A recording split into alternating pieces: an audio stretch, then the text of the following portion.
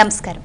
భక్తి టీవీ ప్రేక్షకులకు దుర్ముఖినామ సంవత్సర ఉగాది శుభాకాంక్షలతో ద్వాదశ రాశి ఫలితాల్ని తెలియజేసే ప్రత్యేక కార్యక్రమం శుభం లాభం ప్రత్యేక కార్యక్రమానికి స్వాగతం. ఇది దుర్ముఖినామ సంవత్సరం 60 తెలుగు సంవత్సరాలలో 30వ సంవత్సరం. ఇంతటి విశేషమైన సంవత్సరంలో ప్రతి ఒక్కరూ ఆసక్తిగా ముందుగా తెలుసుకోవాలనుకునే అంశం రాశి ఫలితాలు. వారి రాశి ఎలా ఉంది, శుభాలు లాభాలు ఎలా ఉన్నాయి వంటి విశేషాల్ని తెలుసుకోవాలనుకుంటారు. మరి ఈ నేపథ్యంలో దుర్ముఖినామ సంవత్సరం యొక్క సంపూర్ణ రాశి ఫలితాలను విశేషాంశాలను మనకి తెలియజేసేందుకు మనతో పాటు ఉన్నారు ప్రముఖ జ్యోతిష్య సిద్ధాంతి పంచాంగకర్త శ్రీనివాస గార్గే సిద్ధాంతి గారు. మరి వారిని అడిగి మరిన్ని విషయాల్ని తెలుసుకుందాం. నమస్కారం సిద్ధాంతి గారు. నమస్కారం అమ్మా. ముందుగా దుర్ముఖినామ సంవత్సర ఉగాది శుభాకాంక్షలండి. అలాగే మీకు ప్రేక్షకులందరికీ కూడా శ్రీ దుర్ముఖినామ సంవత్సర ఉగాది పర్వదిన సందర్భంగా హృదయపూర్వక శుభాకాంక్షలతో మనఃపూర్వక నమస్సుమాంజలి. సిద్ధాంతి గారు, మరి ఈ దుర్ముఖినామ సంవత్సరం యొక్క అర్థం పరమార్థం ఏంటో ముందుగా తెలియజేస్తారా? తప్పకుండా అమ్మా. శ్రీ దుర్ముఖి నామ సంవత్సరం వచ్చేసింది. చాలామందికి దుర్ముఖి అనగానే దాని యొక్క అర్థాన్ని బట్టి ఏమిటి ఇటువంటి అర్థం ఉన్నటువంటి సంవత్సరము అనుకుంటారు. ఈ దుర్ముఖి అంటే చెడు ముఖము. ఇప్పుడు దుర్ముహూర్తము అంటారు. దుర్ముహూర్తము అంటే మంచి ముహూర్తము కాదు. అలాగే దుర్ముఖి మంచి ముఖం కాదు, సుముఖం కాదు, అంతా కూడా అనుకూలమైన కాకుండా ప్రతికూలంతో ఉండేటువంటి ముఖము. మరి ఇలాగా ప్రతికూలంగా ఉండేటువంటి ముఖము దుర్ముఖి అనేటువంటి చెడు ముఖం అనగానే దీని అర్థం ఏమిటి ఇలా ఉంది, ఇక సంవత్సరం వ్యతిరేకంగా ఉంటుందేమో అనేటువంటి ఆలోచన కూడా వస్తుంటాయి. కానీ దాని యొక్క పరమార్థాన్ని ఒక్కసారి గమనిస్తే ప్రతివారు కూడా ద్వాదశ రాశుల్లో జన్మించిన ప్రతివారు కూడా ప్రతి సంవత్సరము ఉగాది వచ్చింది అంటే మా పరిస్థితులు ఎలా ఉన్నాయి, మా సమస్యలకు తగిన పరిష్కారాలు ఈ సంవత్సరం ఇస్తుందా ఇవ్వదా అనేటువంటి ఆలోచనతో సతమతమవుతూ ఉంటారు. కనుక వారికి సమస్యలు ఉంటాయి. వారికి సమస్యలు ఉన్నప్పుడు ఆ సమస్యలను ఒక్కోసారి కొంతమంది వారి యొక్క ముఖార విందం ద్వారా తెలిసిపోతుంటుంది. Face is index of the mind అంటారు. కనుక ప్రతి వారికి ఏదో ఒక సమస్య ఉంటూనే ఉంటుంది మానవాళిలో. కనుక అలాంటి సమస్యలతో ఉన్నవారంతా కూడా దుర్ముఖులే.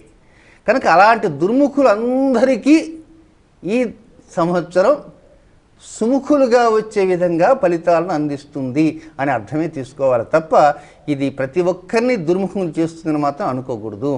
ప్రతివారు కూడా సమస్యలతో సతమతమవుతూ నలిగిపోతూ నిరాశ నిస్పృహలతో ఈ యొక్క సంవత్సరం అంతా జీవితం అంతా అలా నెట్టుకొని వస్తుంటారు.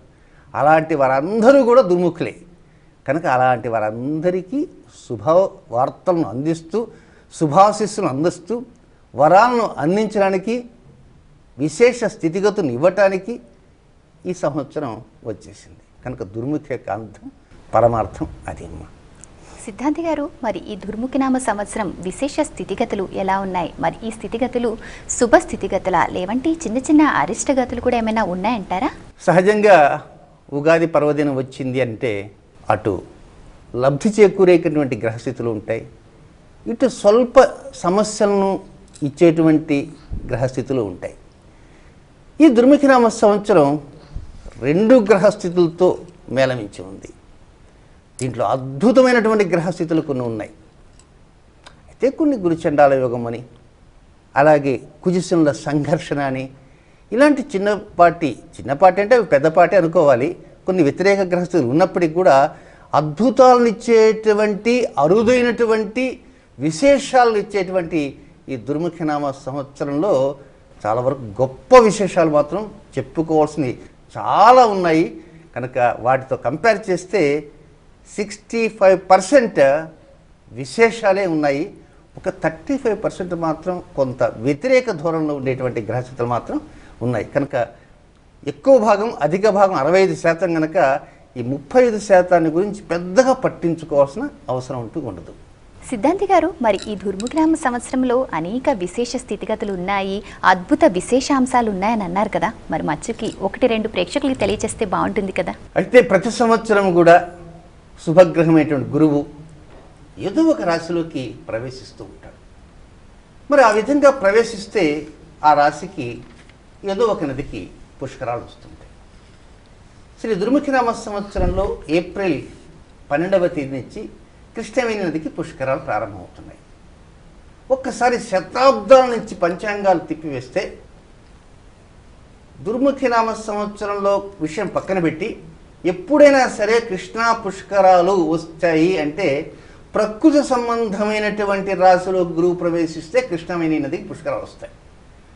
కనుక ఆ ప్రకృతి రాశి కన్యా రాశి. ఆ కన్యా రాశిలోకి శుభగ్రహమైనటువంటి బృహస్పతి యొక్క పయనం ఆగస్టు 12 ప్రారంభమవుతుంది. ఆ రోజే వరలక్ష్మి వ్రతం. కృష్ణానదికి పుష్కరాలు ప్రారంభమైనటువంటి తొలి రోజే వరలక్ష్మి వ్రతం ఇంతవరకు రాలేదు, ఇంతవరకు రానే లేదు.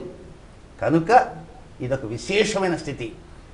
అయితే గతంలో సింహరాశిలో గురువు ప్రవేశించినప్పుడు గోదావరి పుష్కరాలు వచ్చాయి కనుక అక్కడ మఘాది పంచమాదేశు గురు సర్వత్ర వర్జిత అని కనుక వివాహాది శుభకార్యములన్నీ అప్పుడు నిషేధింపబడ్డాయి. కానీ ఈ ప్రకృతి పులకించే విధంగా కన్యారాశిలోకి శుభగ్రహమైన గురు ప్రవేశం రోజునే ప్రతి వారి ఇంట్లో వరలక్ష్మి వ్రతాలు నోములు, ప్రతి గృహిణి కూడా ఆనందోత్సవాలతో ఉంటుంది. కనుక తెలుగు లోగిలలో ఆ వరలక్ష్మి వ్రతం శోభాయమానంగా జరుగుతున్నటువంటి శుభదినాన అది రావటం, ఇది ఒకటి. రెండవది, కార్తీక మాసంలో కార్తీక పూర్ణిమ రోజు కృతిక నక్షత్రము, అది కృతిక దీపం అంటారు. ఆ రోజు విశేషం ఏమిటంటే ఆ రోజు సాయంత్రం 5:36 వరకు కార్తీక మాస పున్నమి చంద్రుడు ఆ స్థాయిలో ఉన్నాడు అనుకుందాం. ఉదాహరణకి 5:36, 5:37 నుంచి ఈ స్థాయి ఉన్న పలంగా పెరిగిపోతుంది, అనుకోకుండా అకస్మాత్తుగా పెరిగిపోతుంది. ఆ విధంగా 7:22 దాకా వచ్చి 7:20 మళ్ళా తగ్గిపోతుంది. అంటే 5:36 నుంచి 7:22 దాకా ఉన్నటువంటి ఆనాటి పెద్ద జాబులి గ్రహస్థితి, దాన్ని మహతీ యోగము అంటారు. అంటే చంద్రుడు కృతికా నక్షత్రంలోను గురు నక్షత్రం విశాఖలో సూర్యుడు గనక ఉన్నటువంటి సమయాన్ని గ్రహస్థితిని మహతీ యోగము అంటారు. ఈ మహతీ యోగం ఏ రోజైతే ఉన్నదో ఆ రోజున ద్వాదశ రాశుల వారంతా కూడా సాయంకాల సమయంలో ఆ కృతికా దీపాన్ని గోధుమ పిండి, కృతిక అంటే అది సూర్యుని యొక్క నక్షత్రము కనుక సూర్యుని యొక్క స్వనక్షత్రం కనుక సహజంగా ఆ రోజు కార్తీక పూర్ణిమ కనుక అందరూ కూడా దీపాలంతా కూడా సాయంకాల సమయం వెలిగిస్తుంటారు. కనుక ఆ రోజు ప్రత్యేకంగా గోధుమ పిండితో మాత్రం ప్రమిదలాగా చేసి దాంట్లో ఒత్తులు వేసుకుని ఆవునీతితో దీపారాధన చేస్తే ఆ మహతీ యోగం యొక్క లబ్ధి పొందటానికి అవకాశాలు ఉంటాయి. కనుక అటు పుష్కరాల రోజున వరలక్ష్మి వ్రతం రావటం, కార్తీక పూర్ణమి రోజున మహతీ యోగంతో కూడినటువంటి పెద్ద జావులు రావటం నభూతో నభవిష్యతి. కనుక ఇలాంటివి మచ్చుకి ఇవి 2 మాత్రమే. ఇవి కాకుండా ఒక పంచాంగకర్తగా చెప్పాలంటే మొత్తం 5-6 గంటల పాటు పడుతుంది. అన్ని అద్భుతమైన గ్రహస్థితులు ఈ దుర్ముఖినామ సంవత్సరం ఉన్నాయని చెప్పడం చాలా సంతోషంగా ఉందమ్మా. చాలా చక్కటి విశేషాంశాలు తెలియజేశారు. ద్వాదశ రాశుల ఫలితాల విషయానికి వస్తే ద్వాదశ రాశుల్లో మొదటిదైన మేషరాశి వారికి ఈ సంవత్సరం విద్యా ఉద్యోగ ఫలితాలు ఏ విధంగా ఉన్నాయో తెలియజేయండి. మేషరాశి అనగానే అశ్విని నక్షత్రం 4 పాదాలు, భరణి నక్షత్రం 4 పాదాలు, కృత్తికా నక్షత్రం మొదటి పాదం మేషరాశి. వీరికి 2 ఆదాయము 8 ఖర్చు.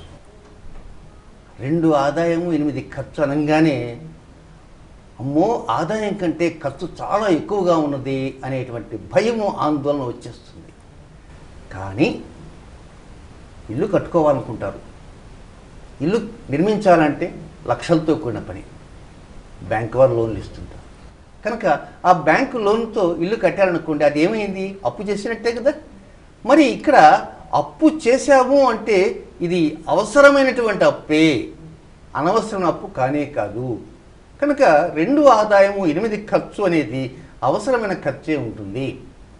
అంతేకాకుండా మేషరాశి వారికి ప్రస్తుతం జరిగేటువంటి అష్టమ శని ఈ దుర్ముఖినామ సంవత్సరంలో రారాజైనటువంటి శుక్రుడు మంచి మిత్రుడు కావటము, ఆ మిత్రత్వం వలన లబ్ధి అనేది పరోక్షంగా మేషరాశి వారికి వృత్తి, విద్య, ఉద్యోగ, ఆరోగ్య, వాహన, గృహ అంశాలతో పాటు ఇతర సంబంధమైనటువంటి ఆర్థిక అంశాలపైన కూడా దాని ప్రభావం అనుకూలంగా ఉంటూనే ఉంటుంది. అయితే 35% మనకు వ్యతిరేక గ్రహస్థితులు ఉన్నాయని మనం మొదట్లో చెప్పుకున్నాం కనుక జూన్ 17వ తేదీ నుంచి ఆగస్టు 31వ తేదీ వరకు మాత్రం వారి వారి స్థితిగతులలో కావచ్చు, విద్యా వ్యవహారాల్లో కావచ్చు, ఉద్యోగ వ్యాపారాలలో కావచ్చు, ఏదైనా సంపాదించాలనేటువంటి రీతిలో ముందుకు వెళ్ళేటువంటి ఏ రంగం వారైనా కావచ్చు, ఆ సమయంలో మాత్రమే కొన్ని జాగ్రత్తలు తీసుకుంటూ ఉండాలి. ఆ జాగ్రత్తలను వారు తీసుకుంటే పరోక్షంగా మంచి ఫలితాలంటూ వస్తుంటాయి. పరోక్షంగా అష్టమశని వెళ్తూ ఈ దుర్ముఖనామ సంవత్సర రాజు అయినటువంటి శుక్రుడు ద్వారా మేషరాశి వారికి పూర్ణ ఫలితాలను అందిస్తుంది. కనుక 2 ఆదాయం 8 ఖర్చు అంటే లబ్ధి మాత్రం అధికంగానే ఉంటుంది, ఇబ్బంది పడాల్సినంత అవసరం లేదు.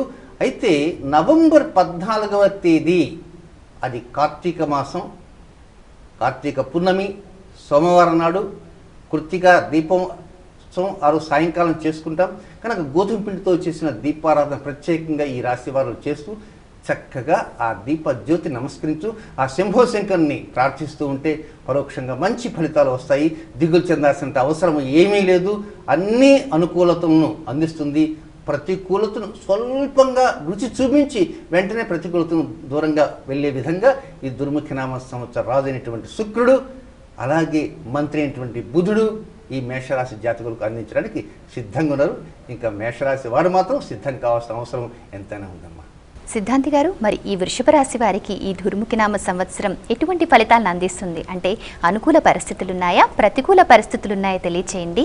వృషభ రాశి అంటే కృత్తిక నక్షత్రం 2, 3, 4 పాదాలు, రోహిణి నక్షత్రం, మృగశిర నక్షత్రం మొదటి 2 పాదాలు వెరసి ఈ వృషభ రాశి. ఈ వృషభ రాశికి అధిపతే శుక్రుడు. ఈ శుక్రుడే ఈ సంవత్సరానికి రాజు. అంతేకాకుండా రాజు అయినటువంటి శుక్రుడు ఈ మొత్తం 360 డిగ్రీలు ఉండేటువంటి భచక్రం అంతా కూడా పూర్తిగా తిరిగి వస్తున్నాడు. అంటే పూర్తిగా తిరిగి వస్తున్నాడంటే అన్ని భావాలలో, అన్ని రాసుల్లో శుక్రగ్రహం తిరుగుతూ ఉంటుంది, అంటే సంచారం చేస్తూ ఉంటుంది. ప్రత్యేకంగా శనిగ్రహం ఇలాంటివి అయితే సంవత్సరం అంతా కూడా అదే రాశిలోనే ఉంటూ ఉంటాడు. కనుక శుక్రుడు ఈ వృషభ రాశికి అధిపతి అయిన శుక్రుడు 360 డిగ్రీలు తిరిగేస్తాడనమాట. అంటే ఈ సంవత్సర ప్రారంభం ఈ రోజున ఎక్కడైతే ఉన్నాడో వచ్చే సంవత్సరానికి ఈ పాయింట్ని దాటి మరి కొద్దిగా ఒక 2-3 పాయింట్లు ముందుకు పోయేటువంటి స్థితి ఈ దుర్ముఖిలో ఉందన్నమాట. కనుక వృషభ రాశి జాతకులకి ఆదాయ వ్యయాల్లో 11 ఆదాయం చూస్తే మాత్రం బ్రహ్మాండంగా ఉంది. మరి ఖర్చు భాగం చూస్తే కేవలం 4 భాగాలు ఉన్నాయి. మరి ఈ శుక్రుడు సంచారం మొత్తం అన్ని భావాల్లో తిరుగుతున్న కనుక వీరి యొక్క భావాజాలం అంతా కూడా చాలా వరకు దీర్ఘంగా ఉంటుంటుంది. ప్రతి అంశం మీద దృష్టి ఉంచుతారు, ప్రతి రంగంలో వారికి అనుకూలతలు వచ్చే విధంగా ప్రయత్నాలు చేస్తూ ఉంటారు. అయితే ముఖ్యంగా ఒక 35% మాత్రం వ్యతిరేక ఫలితాలు ఉన్నాయని చెప్పుకుంటున్నాం కనుక ఆ 35% వ్యతిరేక ఫలితాలు కేవలం 4 మాసాలు మాత్రమే జాగ్రత్తలు తీసుకోవాలి. June, July, August, September. June, July, August, September ఈ 4 మాసాల్లోనే వృషభ రాశి జాతకులు కొన్ని జాగ్రత్తలు తీసుకుంటే ఎలాంటి జాగ్రత్తలు తీసుకోవాలి? వివాహం కానటువంటి వారు నచ్చినటువంటి మెచ్చినటువంటి అమ్మాయి ఎవరైనా ఉన్నా, అబ్బాయి ఎవరైనా ఉన్నా కూడా యువకులు ఆ నచ్చేటువంటి విషయంలో తొందరపాటు నిర్ణయాలు తీసుకోకుండా పరిపూర్ణంగా నచ్చిందా లేదా మనస్సుకి అనేటువంటి విషయాన్ని తెలుసుకోవాలి. ఇక దాంపత్య జీవితంలో ఉండేటువంటి వారు శ్రీవారి మీద శ్రీవతి కానీ, శ్రీమతి మీద కానీ, శ్రీవారి కానీ ఏ కసుగుసు లేకుండా ఏదైనా ఒకరు చిన్న మాట పెద్ద మాటగా తీసుకోకుండా చాలా వరకు సంయమనం పాటిస్తూ ఉండాల్సిన అవసరం ఉంది. వివాహం కానివ్వండి 18 సంవత్సరాలు 19 సంవత్సరాలు అసలు వారికి ఎలాంటి దిగులు చెందాల్సిన అవసరం లేదు. అయితే జూన్, జూలై, ఆగస్ట్, సెప్టెంబర్ ఈ 4 నెలల్లో మాత్రం మనసులో ఏదో లేనిపోయినటువంటి ఒక్కొక్కసారి ఆవేశం వస్తూ ఉంటుంది. ఆ ఆవేశం ఎదుటి వ్యక్తుల మీద చూపించే అవకాశం ఉంటుంది కనుక ఆ ఆవేశాన్ని చాలా వరకు ధర్మావేశం అయినప్పటికీ కూడా దాన్ని కంట్రోల్ చేసుకోవడం అవసరం ఉంది.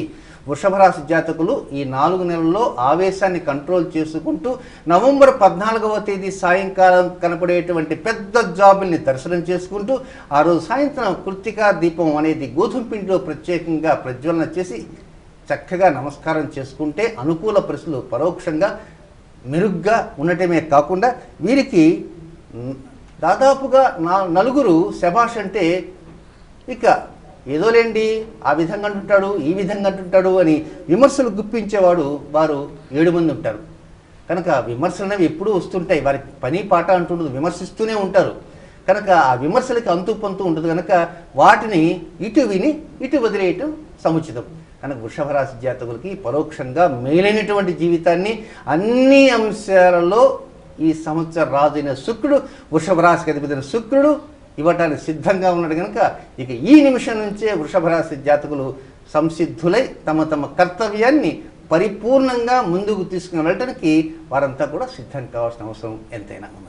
సిద్ధాంతి గారు, మరి మిథున రాశి వారికి ఈ దుర్ముఖనామ సంవత్సరంలో ఆర్థిక పరంగా లాభాలు అంటే లబ్ధి చేకూరే అవకాశం ఉందా? ఆర్థిక అంశాల గురించి వివరించండి.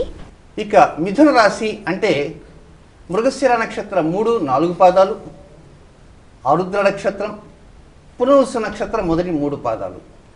వీరికి 14 ఆదాయం అయితే 11 ఖర్చు.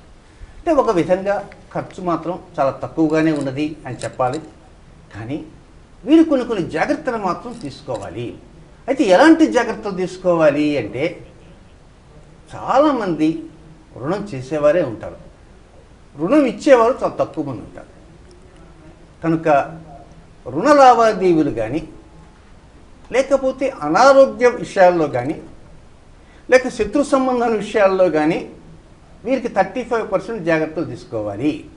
మిగిలిన 65% అన్ని అంశాలలో అన్ని రంగాల్లో ఉన్న వారందరికీ లబ్ధి పూర్ణంగా ఉంటుంది.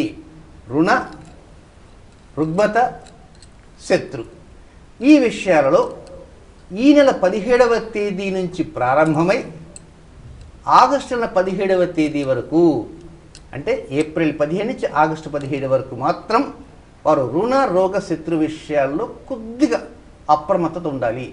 వాహనం చోదకంలో కొన్ని జాగ్రత్తలు తీసుకుంటే చాలు, పరిపూర్ణమైనటువంటి లబ్ధి వస్తుంది.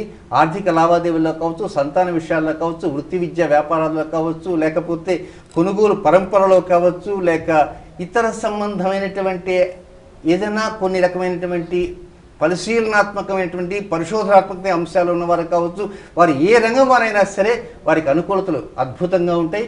నవంబర్ 14వ తేదీ కార్తీక పూర్ణిమ రోజును సోమవారం నాడు కనపడేటువంటి పెద్ద జాబిలి 5:36 నుంచి 7:22 మధ్య కాలంలో కనపడేటువంటి జాబిలిని ఈ మిథున రాశి జాతకులు పరిపూర్ణంగా చూడటానికి ప్రయత్నం అంటూ చేయండి.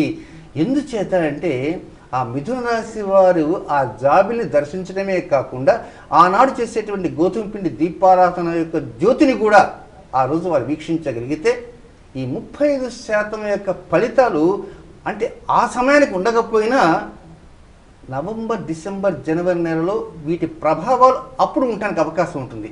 కనుక ఆ పెద్ద జాబిలి ఎప్పుడైతే చూస్తామో ఆ పెద్ద జాబిలి చంద్రుడు కనుక, చంద్రుడు మనఃకారకుడు కనుక, ఆ మనఃకారకుడు చంద్రుడి యొక్క రాశి ఈ మిథున రాశికి ధనస్థానంలో, వాక్స్థానంలో, కుటుంబ స్థానంలో ఉంటుంది కనుక చాలా వరకు ప్రతి మాట కూడా చాలా జాగ్రత్తగా మాట్లాడుతూ ఎవరికి కోపతాపాలు రానియకుండా 10 మందిని కలుపుకొని పోయే విధంగా సంయమనం పాటిస్తూ సహృదయంతో ఒక సుహృద్భావ వాతావరణంలోకి వెళ్ళే అవకాశాలంటూ మిథున రాశి వారికి ఉంటాయి. కనుక పెద్ద జాబిల్ని నవంబర్ 14వ తేదీ తప్పకుండా మిథున రాశి జాతకులు దర్శించుకోవాల్సిన అవసరం ఎంతైనా ఉన్నదని మాత్రం గుర్తుంచుకోవాలి. సిద్ధాంతి గారు, మరి ఇప్పుడు వీరి కుటుంబ స్థితి గురించి వివరంగా చెప్పారు కదా, మరి కర్కాటక రాశి వారికి ఈ దుర్ముఖనామ సంవత్సరంలో కుటుంబ పరిస్థితులు ఏ విధంగా ఉన్నాయి, అవగాహన స్థితి ఏ విధంగా ఉందో తెలియచేయండి.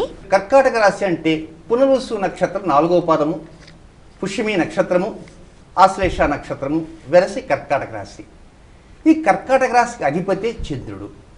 అయితే మొత్తం 35% మాత్రమే వ్యతిరేకమైనటువంటి గ్రహ సంచార స్థితిగతులు ఉన్నాయని చెప్పుకుంటున్నాం కనుక ఆ వ్యతిరేక గ్రహ సంచార స్థితిగతులు ఈ రోజు నుంచే మొదలయ్యాయని, కానీ ఈ రోజు నుంచి ప్రారంభమయ్యాయి అనగానే వెంటనే నిరాశపడవద్దు. ఈ రోజు నుంచి ప్రారంభం అయినప్పటికీ కూడా దాని ప్రభావం అనేది నవంబర్ తదుపరే ఉంటుంది. కనుక ఈ రోజు నుంచే కర్కాటక రాశి జాతకులు చిన్నపాటి పరిహారం ప్రయోగిస్తే పరిపూర్ణంగా లబ్ధి కలుగుతూ ఉంటుంది. అయితే కర్కాటక రాశి వారికి 8 ఆదాయము, 11 ఖర్చు. సరే, ఖర్చు భాగం 3 భాగాలు ఉన్నప్పటికీ కూడా ముఖ్యంగా కర్కాటక రాశి జాతకులకి 2వ స్థానంలో గురుచండాల యోగము, నాగబంధనము అనేది జూన్ 24, 25 తేదీల్లో జరుగుతున్నది. కనుక కర్కాటక రాశికి 2వ స్థానంలో ధనస్థానంలో కుటుంబ స్థానంలో వాక్ స్థానంలో జరుగుతున్నది కనుక ఆ గురుచండాల యోగము అనేది ఈ సంవత్సరం జనవరి 29 నుంచి ప్రారంభమైంది కనుక ఈ రోజు నుంచి ఆ గురుచండాల యోగం ఒక 126 రోజుల పాటు ఉంటుంది. దీంట్లో నాగబంధనం ఉంది కనుక ఈ రోజు నుంచి ప్రతి మాట కొద్దిగా జాగ్రత్తగా మాట్లాడుతూ ఎంత ఆప్తమిత్రుడు అయినప్పటికీ కూడా నవ్వుతూ పలకరిస్తే చాలు.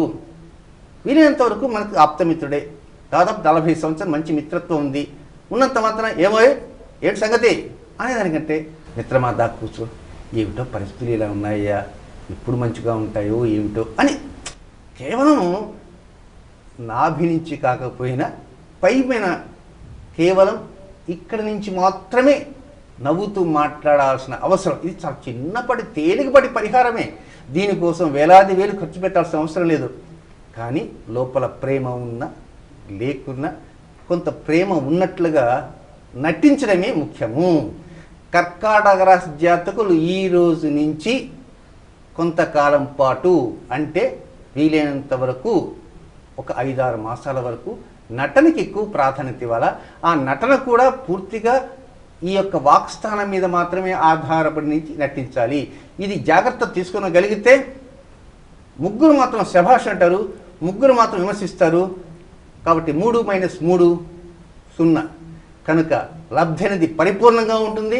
ఆరోగ్య స్థానంలో కావచ్చు, వృత్తి స్థానంలో కావచ్చు, వ్యాపార స్థానంలో కావచ్చు, సంతాన స్థానంలో కావచ్చు, వివాహ జీవితంలో కావచ్చు, తర్వాత రాబోయేటువంటి భవిష్య సంవత్సరాలకు సంబంధించినటువంటి కొత్త అంశాలకు సంబంధించినటువంటి ఈ సంవత్సరం తీసుకున్న నిర్ణయాలు కావచ్చు, రిజిస్ట్రేషన్ కావచ్చు, అగ్రిమెంట్లు కావచ్చు, సకలమైన రంగాలకు సంబంధించిన వారు కర్కాటక రాశిలో ఉన్నటువంటి వారందరికీ కూడా లబ్ధి చేకూరే విధంగా ఉండాలంటే ఈ రోజు నుంచే వాక్ స్థానాన్ని పదిలంగా ఉంచుకోవాల్సిన అవసరం ఉంది. ఈ చిన్న పరిహారం చేస్తూ నవంబర్ 14వ తేదీ నాడు కృత్తికా నక్షత్రం ఉంది కనుక ఆ కృత్తికా నక్షత్రం అంటే సూర్యుని యొక్క నక్షత్రం కనుక ఆ నక్షత్రంలో గోధుమ పిండితో చేసిన ప్రమిదలో చేసినటువంటి జ్యోతిని దర్శిస్తూ ఆనాటి జాబిలి, పెద్ద జాబిలి, కర్కాటక రాశికి అధిపతి జాబిలి 5:36 భారీ పెద్ద జాబిలి ఉంటాడు.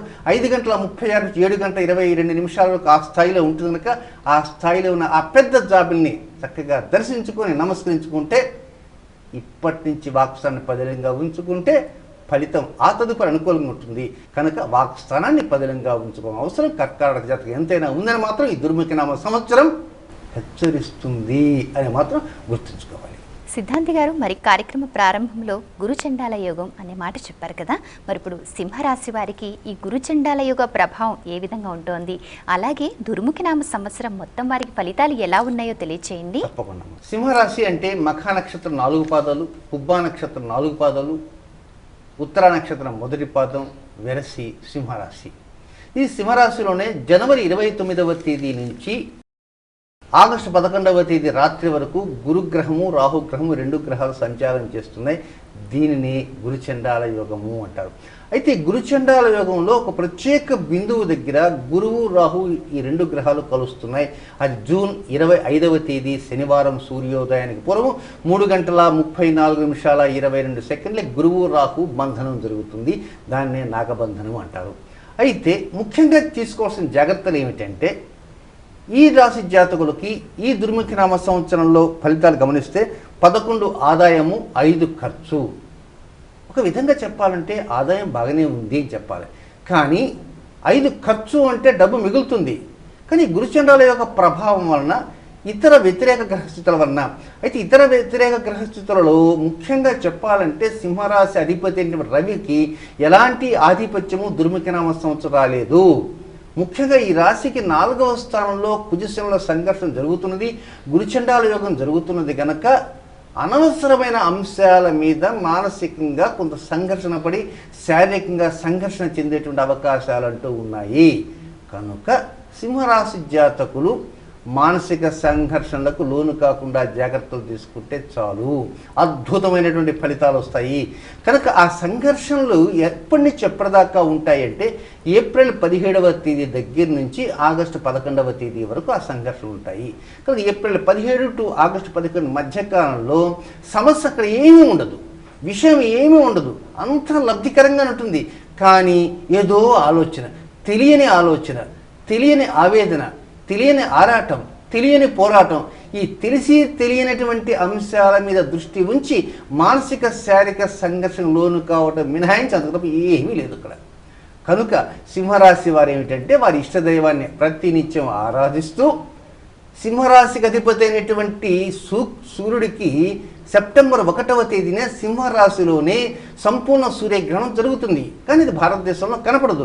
కనపడకపోయినా తన ప్రభావం ఉంటుంది కనుక ఈ గురుచండాల యొక్క ప్రభావం కావచ్చు, కుజుల సంఘర్షణ ప్రభావం కావచ్చు, ఆ సంపూర్ణ సూర్యగ్రహణ ప్రభావం కావచ్చు, వీటన్నిటి యొక్క ప్రభావాలు లేకుండా ఉండటాని కోసంగా నవంబర్ 14వ తేదీ రాత్రి కృత్తికా నక్షత్రంలో కనబడేటువంటి పెద్ద జాబిలి 5:36 నుంచి 7:22 మధ్య కనబడే పెద్ద జాబిలిని చక్కగా దర్శించుకుంటూ గోధుమ పిండితో చేసిన ప్రమిదలో జ్యోతిని వెలిగించి ఆ శంభు శంకర్ని ఆరాధించాల్సిన అవసరం ఉంది. అయితే ఇప్పటి నుంచి వారు తెలుసుకోవాల్సిందంటే భ్రమలకు లోను కావద్దు. చక్కగా మంచి ఫలితాలు మాత్రం ఉన్నాయి. ఆదాయం కంటే వ్యయం తక్కువ ఉంది. రాజ్యపూజ్యం 3 అయితే అవమానం 3. వీరు 3 వారు 3 కనుక 3 - 3 0. ఒక విధంగా చెప్పాలంటే వీరికి పరిస్థితులు చక్కగా అనుకూలంగా ఉన్నాయి. కానీ అబ్బాయి లండన్ వెళ్ళాడు ఏమవుతుందో ఏమంతా మంచం ఎక్కుతారు. ఏమీ కాదు. కనుక భ్రాంతిలోకి భ్రమల్లోకి వెళ్లకుండా వారి ఇష్టదేవాన్ని ప్రార్థిస్తూ కనుంటే సింహరాశి జాతకులకు విశేష ఫలితాలు ఉంటాయని మాత్రం చెప్పక తప్పదు. సిద్ధాంతి గారు, మరి శుభగ్రహమైన గురుగ్రహం కన్యారాశిలోకి ప్రవేశిస్తోంది కదండి. అందున ఈ సంవత్సరం పుష్కరాలు కూడా ఉన్నాయి. మరి ఈ సందర్భంగా దుర్ముఖనామ సంవత్సరంలో కన్యారాశి వారి ఫలితాలు ఎలా ఉన్నాయో తెలియచేయండి. ప్రకృతి సిద్ధమైనటువంటి కన్యారాశి ఉత్తరా నక్షత్రం 2, 3, 4 పాదాలు, హస్తా నక్షత్రం, చిత్తా నక్షత్రం మొదటి 2 పాదాలు వెరసి కన్యారాశి. ఈ కన్యారాశిలో ఈ సంవత్సరం ఆగస్టు 12వ తేదీ నుంచి కృష్ణా పుష్కర ప్రారంభమవుతున్నాయంటే ఆగస్టు 11వ తేదీ రాత్రి సమయంలో శుభగ్రహమైనటువంటి గురువు కన్యారాశిలో ప్రవేశిస్తాడు. కన్యారాశిలోకి ప్రవేశించినప్పటి నుంచి కన్యారాశి వారి యొక్క జీవన స్థితిగతులలో మెరుగైనటువంటి పరిస్థితులు వస్తూ ఉంటాయి. అంటే లగ్నస్థ గురువు అంటే జన్మరాశిలో గురువు వచ్చేస్తాడు. కనుక జన్మరాశిలో ఉన్నటువంటి గురువు ఎన్ని దోషాలైనా ఆయన ఆ దోషాల నుంచి విముక్తి చేయటంలో సర్వసన్నద్ధుడు. అంతేకాకుండా చిన్నపాటి జాగ్రత్తలు తీసుకుంటూ ఉండాలి. కన్యారాశి 35% వరకు మాత్రమే వ్యతిరేకతలు. ఆ 35% వ్యతిరేకతలు ఏ అంశాల మీద ఉంటాయంటే సోదర సంబంధమైన అంశాలు కానీ సోదరి అంశాలు. సోదరి అన్న కావచ్చు, అక్క కావచ్చు, చెల్లి కావచ్చు, తమ్ముడు కావచ్చు. వీరి అంశాల్లో జాగ్రత్తలు కనుక కన్యారాశి జాతకులు తీసుకుంటూ ఉంటే ఆ జాగ్రత్త కూడా ఎప్పటి నుంచి తీసుకోవాలంటే మే 1వ తేదీ నుంచి సెప్టెంబర్ 31వ తేదీ వరకు, మే 1 నుంచి సెప్టెంబర్ 31వ తేదీ వరకు జాగ్రత్తలు తీసుకుంటే లబ్ధి పరిపూర్ణంగా ఉంటుంది. ఈ రాశి జాతకులకి 14 ఆదాయం, 11 ఖర్చు, 3 భాగాల మిగులుదల కనపడుతూనే ఉంది. ఇక ఈ మిగులుదలతో పాటు వీరి ఆశించినటువంటి లబ్ధి చాలా కాలం నుంచి చిరకాలంగా కొన్ని అపరిష్కృతంగా ఉన్నటువంటి ఏవైతే అంశాలు ఉంటాయో, అలా ఏవైతే వ్యవహారాలు ఉంటాయో అలాంటివన్నీ కూడా దుర్ముఖనామ సంవత్సర రారాజైనటువంటి శుక్రుడు, కన్యారాశి అధిపతి అయిన బుధుడు, ఇరువురు కూడా రాజు మంత్రి కావటం, ఇరువురు కూడా మంచి సన్నిహితులు కావటం, మంచి మిత్రులు కావటం వలన ఈ సంవత్సరం కన్యారాశి జాతకులకి ఆశించినంత లబ్ధి కనబడుతుంది. అయితే జాగ్రత్త ఏమిటంటే సహజంగా కొంతమంది రక్త సంబంధికులుగా ఉన్నటువంటి వారు కాకపోయినా కొంతమందితో అన్నయ్య అని సంబోధిస్తూ ఉంటారు. కనుక అన్నయ్య సంబోధిస్తూ ఉంటే అక్కడ సోదర బంధం ఉంటుంది. కనుక ఈ సోదర బంధం, సోదరి బంధం, ఈ 2 బంధాల విషయంలో జాగ్రత్తలు తీసుకోవాలి. ఒకవేళ ఇటువైపు వారు ఏదన్నా 2 మాటలు ఎక్కువ మాట్లాడినా అటువైపు వారు తగ్గాలి. అటువైపు వారు ఏదన్నా పల్లెత్తు మాట అన్నా కూడా ఇటువైపు వారు తగ్గి ఉండాలి. కనుక హెచ్చుదలకు వెళ్లకుండా తగ్గుదలతోనే ఉంటూ ఉండాలి. టెంపోని చాలా తగ్గించాలా, ఆవేశానికి చాలా దూరంగా ఉండగలిగితే సోదరి విషయాల్లో వీరికి పరిపూర్ణమైనటువంటి లబ్ధి వస్తుంది. నవంబర్ 14వ తేదీన జరిగేటువంటి ఈ కృత్తికా దీపం అనేది ఆ రోజున పెద్ద జాబుని దర్శించుకొని వీలైనంత వరకు ఆ సమయంలో కొద్దిగా మౌనం పాటించడానికి, అంటే 5:36 నుంచి 7:22 మధ్యకాలం వరకు మౌనం పాటించగలిగితే విశేషమైన లబ్ధి కన్యారాశి జాతకులు తప్పక ఉంటుందని గోచార గ్రహచార స్థితిగతులు. తులారాశి వారికి ఈ సంవత్సరం శారీరక మానసిక సంఘర్షణ లేని జీవనాన్ని ఈ దుర్ముఖనామ సంవత్సరం అందించే అవకాశం ఉందా తెలియచేయండి. ఇక తులారాశి అంటే చిత్తా నక్షత్రం 3, 4 పాదాలు, స్వాతి నక్షత్రం, విశాఖ నక్షత్రం మొదటి 3 పాదాల్లో జన్మించినటువంటి ఈ తులారాశి జాతకులకి అధిపతి అయినటువంటి శుక్రుడు దుర్ముఖి నామ సంవత్సరం రాజు కావటము, అంతేకాకుండా ప్రారంభంలో ఆయన శుక్రుడు ఈ రాశికి 6వ స్థానంలో ఉంటాడు. ఆ తర్వాత 7వ స్థానానికి వస్తాడు. 8, 9, 10, 11, 12, 1, 2, 3, 4, 5 తిరిగి 6వ స్థానానికి. అంటే మొత్తము ఈ తులారాశి వారికి ఎన్ని భావాలైతే అవసరమైతే ఉన్నాయో అన్ని భావాలలో ఈ అధిపతి అయినటువంటి శుక్రుడు రాజుగా ఉండి లబ్ధినివ్వటానికి సిద్ధంగా ఉన్నాడు. అంతేకాకుండా ఈ తులారాశి జాతకులకి 11 ఆదాయము, 4 ఖర్చు. అంటే ఆదాయం కంటే ఖర్చు చాలా వరకు తక్కువగా ఉంది. కానీ ఇక్కడ ఖర్చు తక్కువగా ఉన్నప్పటికీ కూడా ఏదో కొత్తదనం కావాలి, నూతనత్వం కావాలి. ఈ నూతనత్వంతో మనమంతా కూడా కీర్తి ప్రతిష్టలను పొందాలి, ఉన్నత స్థితిగతులకు పోవాలి అనేటువంటి ఆలోచన పటిమ పెరుగుతూ ఉంటుంది. అయితే 35% మాత్రమే వ్యతిరేక గ్రహస్థితులు ఉన్నాయని చెప్పుకున్నాం కనుక ఆ 35% వ్యతిరేక గ్రహస్థితుల యొక్క ప్రభావము ఈ సంవత్సరం జూన్ నెల 5వ తేదీ నుంచి సెప్టెంబర్ నెల 5వ తేదీ వరకు దాని ప్రభావం ఉంటుంది. జూన్ 5 నుంచి సెప్టెంబర్ 5 వరకు ఉంటుంది. కనుక ఆయా రోజులలో వీరు ఆర్థిక అంశాల్లో జాగ్రత్తలు తీసుకోవాలి, మాట్లాడే సమయంలో జాగ్రత్తలు తీసుకోవాలి. ఇచ్చే డబ్బు ఉంటుంది, పుచ్చుకునే డబ్బు ఉంటుంది. కనుక ఇచ్చే అంశాలు, పుచ్చుకునే అంశాలు, అలాగే ఈ అంశాల మీద వాక్స్థానాన్ని కొంచెం పదిలం చేసుకుంటూ ప్రతి వారిని కలుపుకొని పోయే విధంగా మాట్లాడుతూ ఉండగలిగిన రోజు మాత్రం తులారాశి జాతకులకు పరిపూర్ణమైనటువంటి లబ్ధి లభిస్తుంది. అయితే వీరికి తులారాశి జాతకులకి రాజ్యపూజ్యం 5, అవమానం 6. దీని గురించి అస్సలు పట్టించుకోవాల్సిన అవసరమే లేదు. ఎందుచేతనంటే రాశి అధిపతి శుక్రుడే దుర్ముఖి నామ సంవత్సరం రాజు అయినాడు. అంటే వడ్డించేవాడు మనవాడే అక్కడ పెద్ద కనుక, మనవాడే అక్కడ పెద్ద కనుక మనం ఎక్కడ కూర్చున్నా కూడా మనకు అక్కడి నుంచి దిగుబడి అవుతుంది. కనుక దిగులు చెందాల్సిన అవసరం లేదు. పరిపూర్ణమైన లబ్ధి వస్తుంది, అన్ని అంశాల లబ్ధి వస్తుంది. కేవలం వాక్స్థానాన్ని జూన్ 5 నుంచి సెప్టెంబర్ 5 దాకా పదిలంగా చేసుకోవాల్సిన బాధ్యత మాత్రం తులారాశి వారికి ఉందని మాత్రం గుర్తుంచుకోవాలి. సిద్ధాంతి గారు, మరి వృశ్చిక రాశిలో శని కుజుల సంఘర్షణ ఉంది అని అన్నారు కదా, మరి ఈ శని కుజుల సంఘర్షణ వలన ఈ సంవత్సర ఫలితాలు ఎలా ఉంటాయి వీరికి తెలియచేయండి. ఇక వృశ్చిక రాశి అంటే విశాఖ నక్షత్రం 4వ పాదము, అనురాధ నక్షత్రము, జ్యేష్ఠ నక్షత్రము వెరసి వృశ్చిక రాశి. ఈ వృశ్చిక రాశిలో ఈ దుర్ముఖి నామ సంవత్సరంలో మొత్తం 139 రోజుల పాటు శనిగ్రహం, కుజగ్రహం ఈ 2 గ్రహాలు కూడా కలిసి సంచారం చేస్తుంటాయి. కలిసి సంచారం చేస్తుంటే వారిద్దరూ మిత్రులు కనుకైతే కలిసి సంచారం చేస్తే పర్వాలేదు, వారిద్దరూ శత్రువులు. పైగా వీరిద్దరూ కూడా ఇరువురు ఆగస్టు 24వ తేదీన పడమర దిశలో పక్కనే ఉంటారు. కనుక అన్ని రాసుల వారు ఆ ఇరువురిని ఆగస్టు 24వ తేదీ సాయంకాలం నక్షత్ర రూపంలో ఉంటారు కనుక శని కుజుడు ఇద్దరు బద్ధ శత్రువులు. కనుక వారిద్దరి మధ్య పచ్చగడ్డి వేస్తే భగ్గుమంటుంది.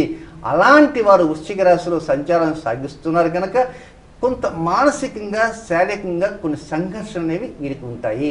కనుక ఈ సంఘర్షణల వలన వీలైనంత వరకు కొన్ని జాగ్రత్తలు తీసుకోవాలి.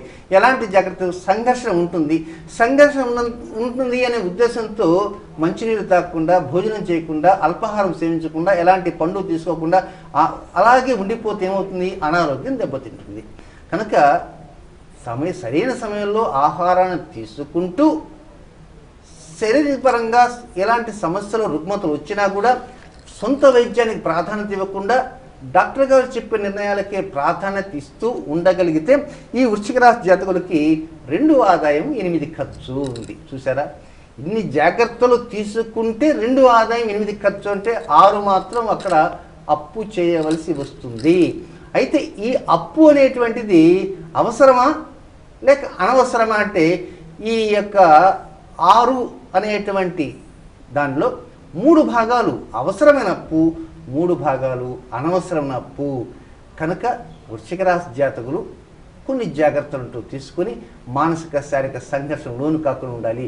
అయితే ఆ మానసిక శారీరక సంఘర్షణ లోను కావాల్సినటువంటి సమయం కేవలం 139 రోజులు. అది ఎప్పటి నుంచి అంటే ఏప్రిల్ 17 నుంచి మొదలు పెట్టుకోండి. ఏప్రిల్ 17 నుంచి మధ్య మధ్యలో కొన్ని గ్యాప్స్ వస్తుంటాయి. కనుక శనికుజుల సంఘర్షణ కొంతకాలం ఉంటుంది, శనికుజులు దిర్ద్వాదశాల్లో కొంతకాలం ఉంటుంది. కనుక ఏప్రిల్ 17 నుంచి సెప్టెంబర్ 17 మధ్య కాలంలో కొన్ని జాగ్రత్తలు అంటూ తీసుకుంటే శారీరక సంఘర్షణ లోను కాకుండా ఉండగలిగితే లబ్ధి పరిపూర్ణంగా ఉంటుంది. వీరి కరెక్ట్గా షష్ఠ స్థానంలోనే కృత్తికా దీపోత్సవం జరుగుతున్నది కనుక ఆ కృత్తికా దీపం నవంబర్ 14వ తేదీ పెద్ద జాబిలి కనపడుతుంది కనుక ఆ పెద్ద జాబిలి చంద్రుడు ఈ రాశికి నీచస్థానం కనుక ప్రతి వారు కూడా వృశ్చిక రాశి జన్మించిన జాతకులు నవంబర్ 14వ తేదీ సాయంత్రం 5:36 నుంచి 7:20 మధ్య జరిగేటువంటి ఆ పెద్ద జాబిని దర్శించుకొని గోధుమ పిండి దీపారాధనతో ఆ శంభో శంకరునికి తగిన విధంగా ప్రీతిగా ప్రార్థన చేస్తూ అభిషేకాదులు అవసరమైతే అభిషేకాదులు చేయగలిగితే చేస్తూ హోమాభిషేకాలు చేయగలిగితే అవి చేస్తూ కొంత మానసికంగా ప్రశాంతంగా ఇప్పటి నుంచే ఉండటానికి ప్రయత్నం చేయగలిగితే లబ్ధి అద్భుతంగా పరిపూర్ణంగా దుర్ముఖనామ సంవత్సర రాజు అయినటువంటి శుక్రుడు మంత్రి అయినటువంటి బుధుడు అందిస్తాడు అని చెప్పడంలో అతిశయోక్తి ఎంత మాత్రం లేదు.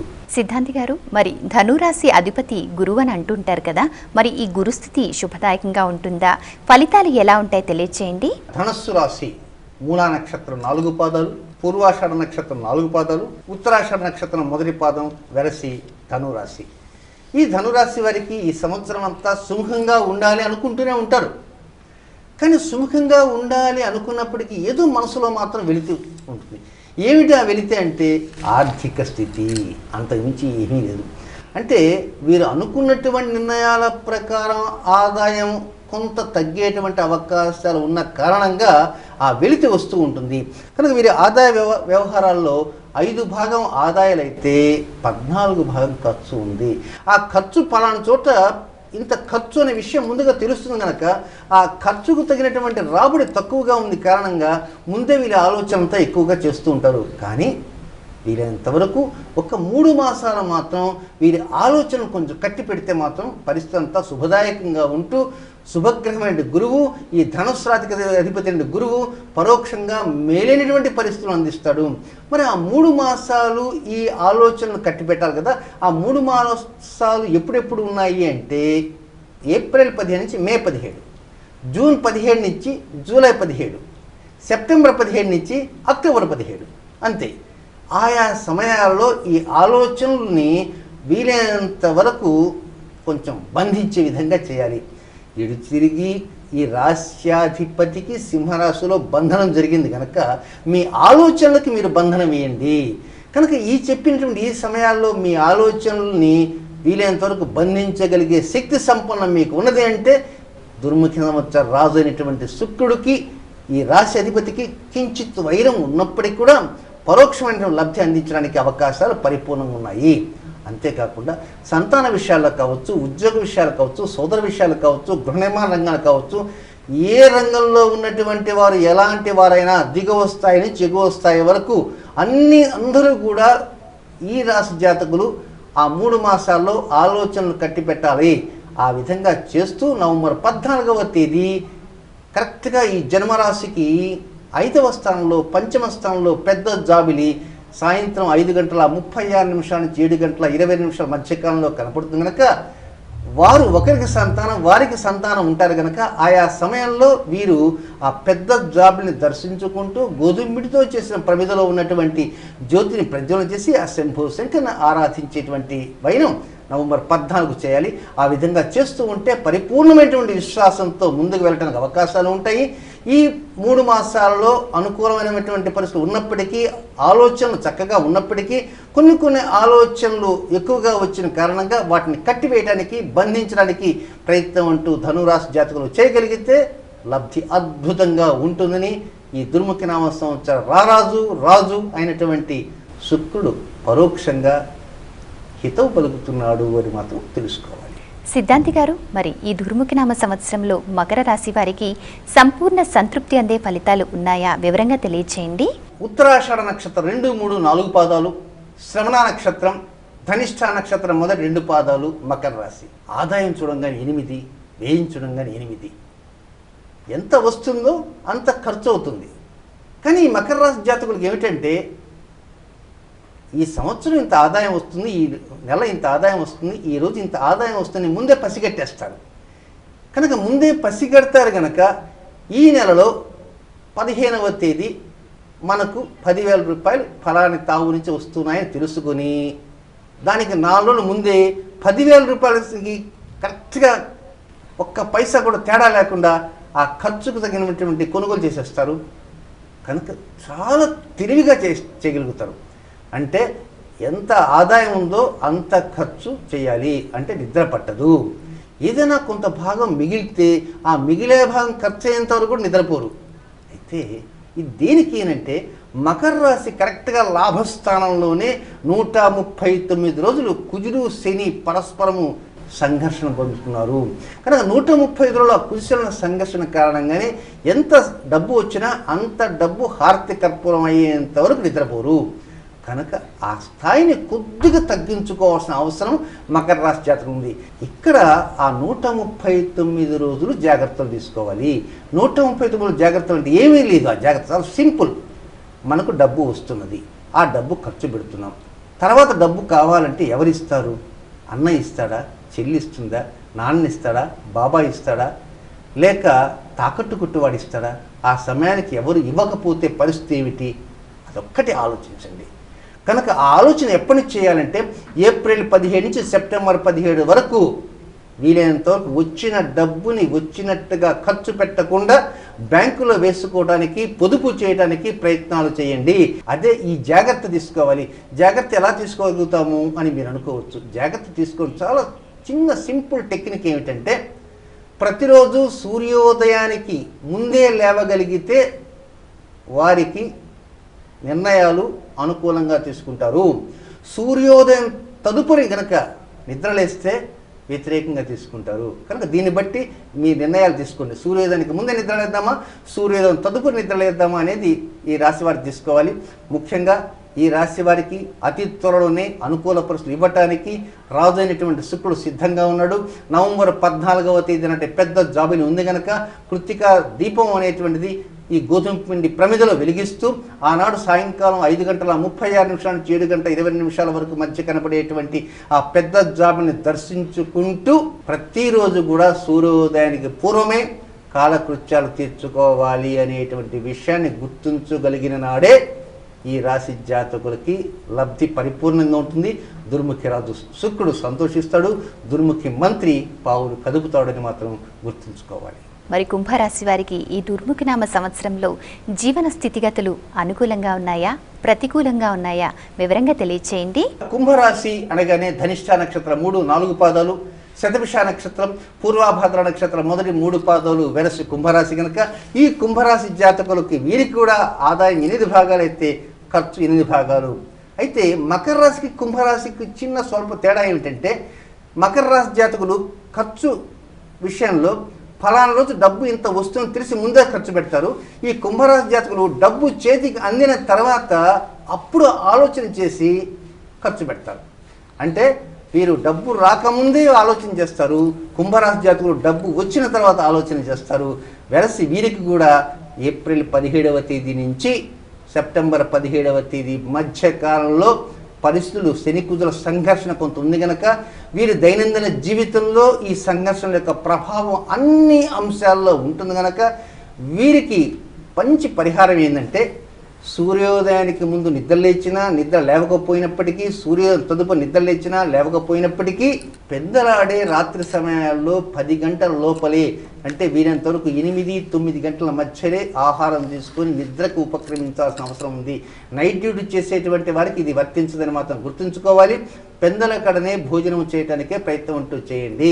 ఈ విధమైన జాగ్రత్తలు చర్యలు చేపట్టగలిగితే కుంభరాశి వారికి ప్రతికూల పరిస్థితులు లేకుండా అనుకూల పరిస్థితులు వస్తాయి. వారికి ఖచ్చితంగా 7వ స్థానంలోనే సంపూర్ణ సూర్యగ్రహణం అనేటువంటిది సెప్టెంబర్ 1వ తేదీ జరుగుతున్నది కనుక దాని ప్రభావం లేకుండా ఉండటాని కోసంగా నవంబర్ 14న కృత్తికా నక్షత్రం రోజున ఆ గోధుమ పిండిలో చేసినటువంటి దీపారాధనను చక్కగా దర్శించుకుంటూ శంభో శంకర్ని ప్రార్థిస్తూ పెద్ద జాబిలి 5:36 నుంచి 7:20 మధ్య కాలంలో జరిగేటువంటి జాబిలిని దర్శించుకుని అవకాశం ఉన్నంత మేర కుంభరాశి జాతకులు కొంచెం మౌనం పాటిస్తూ ఉండగలిగితే ఆ కొద్ది సమయం, చాలా తక్కువ సమయం, 2 అవర్స్ కంటే లేదు, ఆ 2 అవర్స్ కనుక మౌనం పాటించగలిగితే అద్భుతమైన గ్రహస్థితి వస్తుంది. పెందలకడనే భోజనం చేయడానికి ప్రయత్నించగలిగితే వీరికి ఆదాయం వ్యయాల కంటే కూడా ఇతర సంబంధమైనటువంటి అనుగ్రహాలను పొందేటువంటి అవకాశాలను పొందటానికి ఈ నవనాయకులంతా కూడా సిద్ధంగా ఉన్నారు కనుక వీరు పెందలకడనే భోజనం చేశారా లేదని మాత్రం వారు గమనిస్తుంటారు. కానీ కుంభరాశి జాతకులు గుర్తుంచుకోవాల్సిన ముఖ్యమైన హెచ్చరిక, రాత్రి పెందలాడే భోజనం చేయాలని మాత్రం గుర్తుంచుకుని అదే పరిహారంగా భావించుకోవడానికి కూడా ప్రయత్నం చేయండి. సిద్ధాంతి గారు, మరి ద్వాదశ రాశిలో చివరిదైన మీనరాశి వారు ఈ దుర్ముఖనామ సంవత్సరంలో అంటే ఈ సంవత్సర కాలం పాటు ప్రత్యేకమైన జాగ్రత్తలు ఏమైనా తీసుకోవాలా, లేదంటే సంతోషంగా జీవించే అవకాశం ఉందా? వివరంగా తెలియచేయండి. ఇక చివరిగా ఉన్నటువంటి రాశి మీనరాశి. ఈ మీనరాశి అనగానే పూర్వాభాద్ర నక్షత్రం 4వ పాదము, ఉత్తరాభాద్ర నక్షత్రము, రేవతి నక్షత్రము వెరసి మీనరాశి. సంవత్సర రాజైనటువంటి శుక్రుడు ఈ రోజు నుంచే మీనరాశిలో ప్రారంభమై తిరిగి రాబోయేటువంటి హేవలంబినామ సంవత్సరం వరకు మొత్తం 12 రాశుల్లో తిరిగి ఈరోజు ఈ పాయింట్లో శుక్రుడు ఉన్నాడు కనుక ఆ రోజున ఆ పాయింట్ దాటి 2 పాయింట్లు ముందుకు వెళ్ళగలుగుతాడు. అంటే మొత్తం మీద 360 డిగ్రీలు కంప్లీట్ చేసేస్తాడు అనమాట. అంటే వీరికి పరోక్షంగా చెప్పాలంటే శుక్రుడు ఉచ్చస్థానంలో ఉండటమే కాకుండా గురువు దాదాపుగా ఆగస్టు 12వ తేదీ నుంచి ఈ మీనరాశి పైన గురువు యొక్క వీక్షణ కలుగుతూ లబ్ధి పరిపూర్ణంగా పొందడానికి అవకాశాలన్నీ అంది వస్తున్నాయి. వీరికి ఆదాయ వ్యయాలు చూస్తే 5 ఆదాయం 14 ఖర్చు ఉన్నప్పటికీ ఈ 5, 14లో కొంతవరకు ఆలోచన చేస్తూ ఉండాలి. ఈ అధికంగా ఉన్నటువంటి ఖర్చు అది అవసరమైన ఖర్చు అంటే ఇది అవసరమైన ఖర్చే తప్ప అనవసరమైన ఖర్చు కానే కాదు. కనుక ఈ అవసరమైన ఖర్చుని గురువు అందిస్తాడు. ఈ ఖర్చు ఆగస్టు 12వ తేదీ తదుపరి మాత్రం ఈ ఖర్చు వస్తుంది. అయితే కొన్ని జాగ్రత్తలు తీసుకోవాలి. ఆ జాగ్రత్తలు ఎలాంటి జాగ్రత్తలు అంటే మే నెల 9వ తేదీ దగ్గర నుంచి సెప్టెంబర్ నెల 9వ తేదీ వరకు ఈ మధ్యకాలంలో మే 9 నుంచి సెప్టెంబర్ 9 మధ్యకాలంలో ఈ మీనరాశి జాతకులు మిత్రులతో కావచ్చు, శత్రువులతో కావచ్చు, బంధువులతో కావచ్చు, సన్నిహితులతో కావచ్చు, ఎవరైనా నూతన వ్యక్తులతో కావచ్చు, వెంటనే పరిచయాలతో లేకున్నటువంటి వ్యక్తులతో కావచ్చు, మాట్లాడే సమయంలో ఎదుటివారు కొంత ఆవేశం వచ్చినప్పటికీ వీరు మాత్రం ఆవేశపడకూడదు. వీరు చాలా వరకు సంయమనం పాటిస్తూ ఉండాలి. వీరు సంయమనం కనుక పాటించగలిగితే ఫలితాలన్నీ పరిపూర్ణంగా ఉంటాయి. రాజైనటువంటి శుక్రుడు, మంత్రి అయినటువంటి బుధుడు లబ్ధినివ్వటానికి సిద్ధంగా ఉంటాడు. అదేవిధంగా ఈ గురువు కూడా విశేష లబ్ధిని అందిస్తాడు. మీనరాశికి అధిపతి గురువు ఆగస్టు 12 నుంచి లబ్ధి ఇవ్వటానికి సిద్ధంగా ఉన్నాడు కనుక వీరు దేనికోసం సిద్ధంగా ఉంటే సంయమనం పాటిస్తూ సిద్ధంగా ఉండాలి. సంయమనం పాటిస్తూ శాంతానికే పెద్దపీట వేస్తూ గోధుమ పిండితో చేసిన ప్రమిదలో వెలిగించిన జ్యోతి నవంబర్ 14న దర్శిస్తూ ఆనాడు సాయంత్రం 5:36 నుంచి 7:20 వరకు కనబడే పెద్ద జాబుల్ని దర్శిస్తూ శంభు శంకర్ని ఆరాధన చేయండి. లబ్ధి అద్భుతంగా వస్తుంది. ద్వాదశ రాశుల్లో జన్మించిన ప్రతి ఒక్కరికి కూడా పరోక్షంగా లబ్ధి కలగాలి అంటే చెప్పిన పరిహారాలను పాటిస్తూ గోధుమ పిండితో చేసిన దీపారాధన చేస్తూ నవంబర్ 14న పెద్ద జాబుని దర్శించుకునే ప్రయత్నం చేయండి. అటు మీనరాశి జాతకులతో పాటు ద్వాదశ రాశుల వారందరికీ కూడా అద్భుత విజయాలు అందించడానికి ఈ దుర్ముఖనామ సంవత్సరం రారాజు అయినటువంటి శుక్రుడు 12 రాశుల్లో తిరిగి వస్తాడు. 360 డిగ్రీలు తిరిగి వస్తాడు కనుక ప్రతి నిత్యం కూడా ఆయన యొక్క అనుగ్రహం అందరి యందు ఉంటుంది కనుక జాగ్రత్తగా చేస్తుంటే అద్భుతమైనటువంటి విశేషమైనటువంటి అతి అరుదైనటువంటి గ్రహ సంచార స్థితిగతులు శతాబ్దాల తర్వాత వస్తున్నటువంటి గ్రహస్థితులు ఈ దుర్ముఖిలో ఉన్నాయి కనుక ఇది దుర్ముఖిలో ప్రతి ఒక్కరూ కూడా సుముఖులుగా చేసే విధంగా పరిస్థితులన్నీ కూడా సానుకూలంగా అనుకూలంగా ఉన్నాయి కనుక అలాంటి అనుకూల పరిస్థితులను పొందడానికి ప్రతి ఒక్కరూ కూడా నడుము కట్టాలనే ఆవశ్యకత ఎంత ఉందని గుర్తుంచుకొని తప్పకుండా ఈ దుర్ముఖనామ సంవత్సరం ప్రతి ఒక్కరికి కూడా విశేష శుభఫలితాలను ఇస్తుందని చెప్పడంలో అతిశయోక్తి ఎంత మాత్రం లేదు. సిద్ధాంతి గారు, మరి ఈ దుర్ముఖనామ సంవత్సరం అర్థం పరమార్థం తెలియజేస్తూనే విశేషాంశాలను వివరించారండి. అలాగే ద్వాదశ రాశుల ఫలితాలను చాలా చక్కగా తెలియజేశారండి. చాలా సంతోషం. ధన్యవాదాలు. ఇది ఈనాటి శుభం లాభం ప్రత్యేక కార్యక్రమం. మరొక కార్యక్రమంలో మళ్ళీ కలుద్దాం. అంతవరకు సెలవు.